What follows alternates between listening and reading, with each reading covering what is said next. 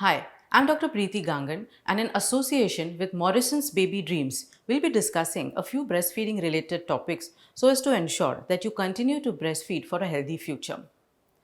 We know that breast milk is the most ideal form of nutrition for the baby in the first 6 months of life and even thereafter.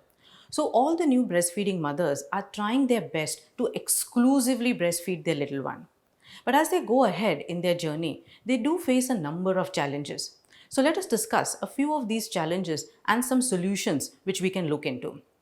The first common problem a breastfeeding mother faces is sore nipples or pain on the nipples when she's nursing. Let me assure you, this is because of improper positioning and latching of the baby on the breast. You need to take care of this, only then the problem of sore nipples can be sorted out. Using creams, ointments are not going to help you if you do not improve on the positioning and latching. If the mother experiences pain due to this, she is going to delay her nursing sessions. And the result is the breast milk accumulates in the breast and results in engorgement and heaviness. This further increases the pain in the breast.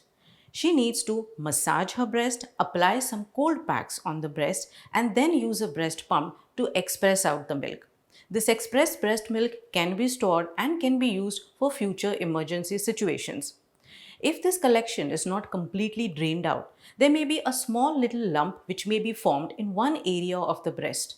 This is called as mastitis.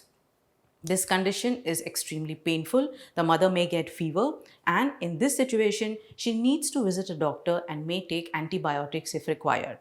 Sometimes, if the mother is unlucky, the antibiotics may not work, and this may land up in a breast abscess for which she needs a little bit of incision, drainage, and surgery.